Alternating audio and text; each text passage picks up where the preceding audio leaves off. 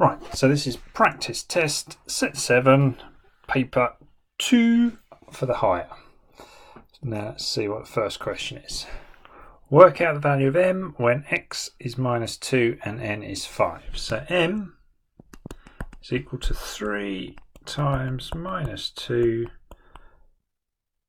squared minus 5 times minus 2. Right. That's 4. 3 times 4 is 12. That's plus 10. So 22.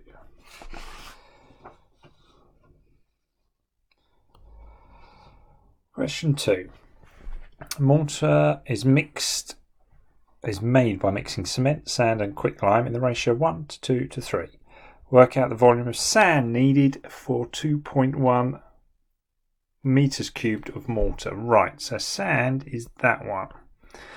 But so what we need to do is basically sharing in a given ratio. So it's 2.1 divided by 6 because we've got 1, 2 and 3 which add up to 6, which is 0.35. But because sand requires 2 parts, we have to do 2 times 0.35, which is 0.7 meters cubed. Right, now Julie has 0.75 of quicklime, or quicklime represents the 3 parts, so we need to do work out the greatest volume of mortar, so we need to do 0.75 divided by 3 to work out how much 1 part is, which is 0.25, and we already know there's 6 parts, so if we do 6 times 0.25 we get 1.5 meters cubed. Okay, so the maximum she can make with that much quicklime is 1.5.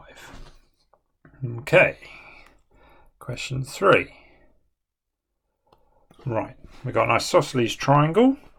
We've got 2 angles. Now these 2 angles at the end of the sides are the same length, and we need to work out the value of x. Well, we know in an isosceles triangle that angle there is equal to that angle there. So 3x plus 32 is equal to 87 minus 2x. So do the opposite, it's inverse, so we'll add 2x.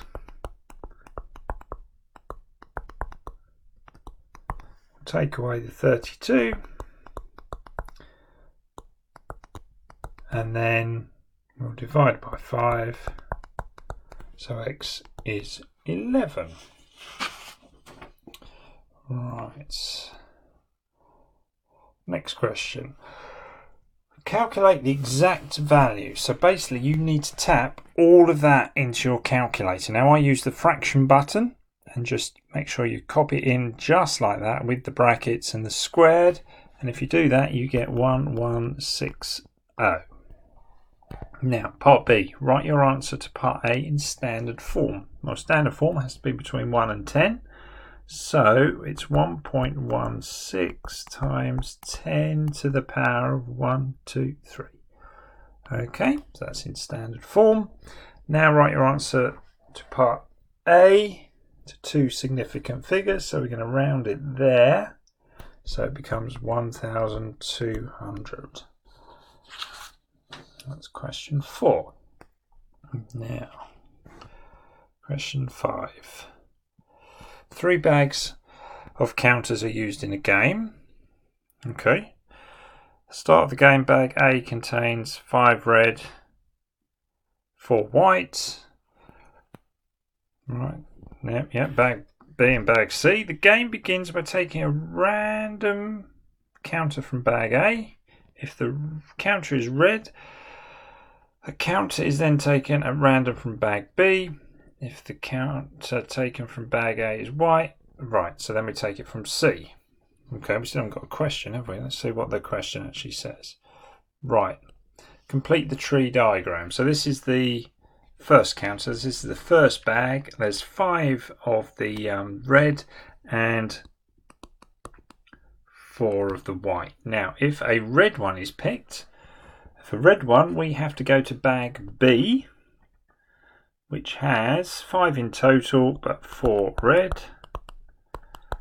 And if a white is taken, we go to bag C, which is 3 out of 6, or a half.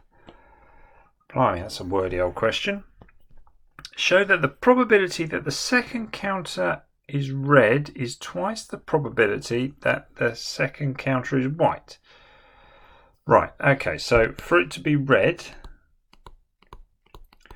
we need to multiply along the branches. So that's 20 over 45, 5 over 45, 4 over 18, and 4 over 18. So to get red, we can have that times that. Oh, which is that? So it's either that one or the 4 over 18. And we can just tap that into our calculator, which gives us 2/3. Okay, well, let's hope the probability of white is 1/3. So the probability of white is 5 over 45 plus 4 over 18, which is indeed a third once you've tapped it in your calculator. Therefore, it is twice.